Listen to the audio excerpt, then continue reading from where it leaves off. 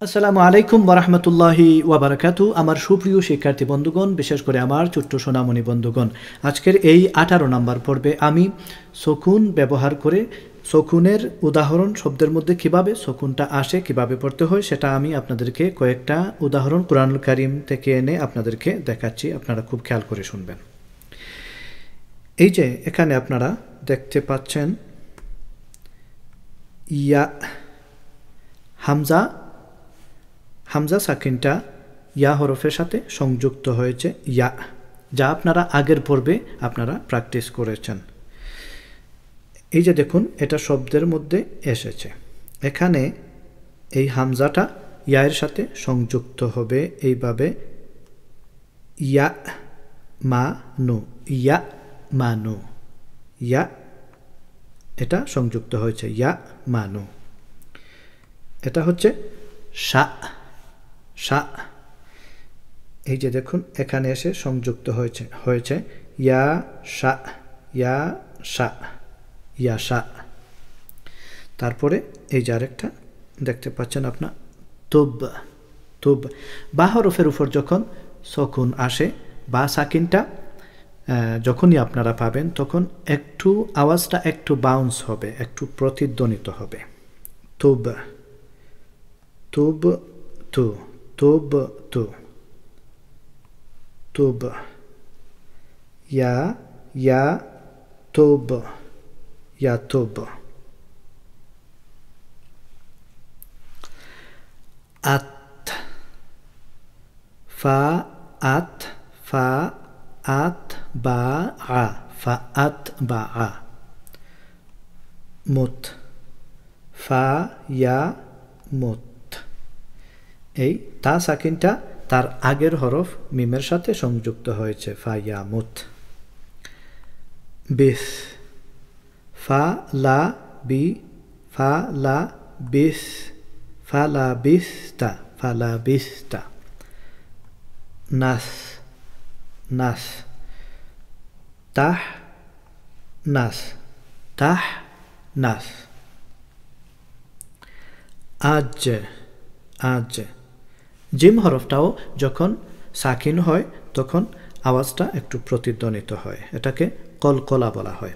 আজ, ফা আখ, ফা আজ, ফা আজ রুহু, ফা আজ রুহু। রুজ,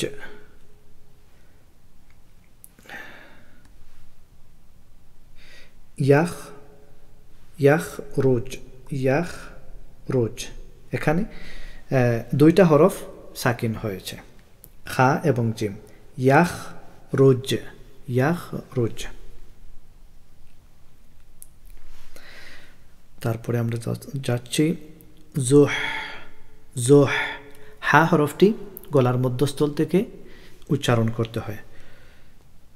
জুহ, জুহ জি হা, জুহ জি হা, জুহ জি হা।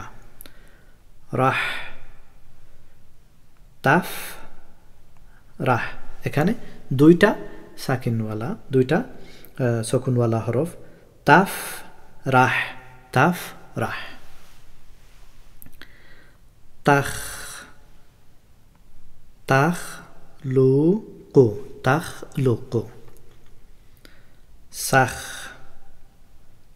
নান সাখ, নান সাখ।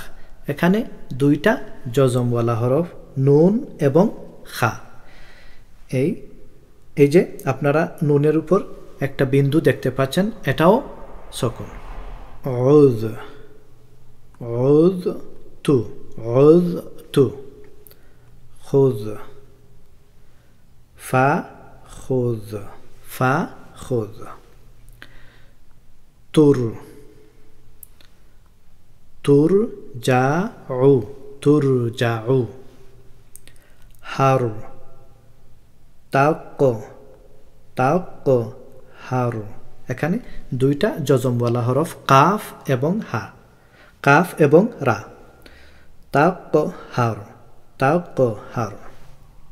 বিদ, বিদ আ, বিদ আ।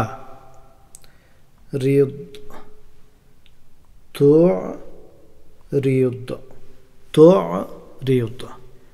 আইন হরফটা তায়ের সাথে সংযুক্ত হলো এবং দাদ হরফটা রায়ের সাথে সংযুক্ত হলো, কারণ এই দুই হরফের উপর রয়েছে জজম বা সকল।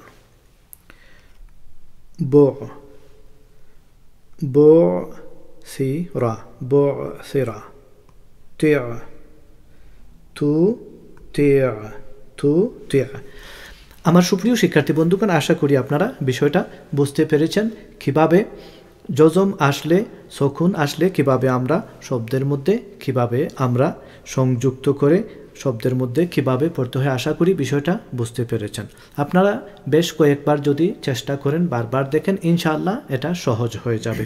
ইনশাআল্লাহ আগামী পর্বে 19 নম্বর পর্বে আমি 2 জবর 2 জের 2 পেশ দিয়ে কিভাবে প্রত্যেকটা হরফকে অত্যন্ত সহজে মুখস্থ করতে হয় সেটা আমি আপনাদেরকে দেখাবো। সেই পর্ব দেখার আমন্ত্রণ জানিয়ে এখানে শেষ করছি। জাযাকুমুল্লাহু খাইরান। আসসালামু আলাইকুম ওয়া রাহমাতুল্লাহ।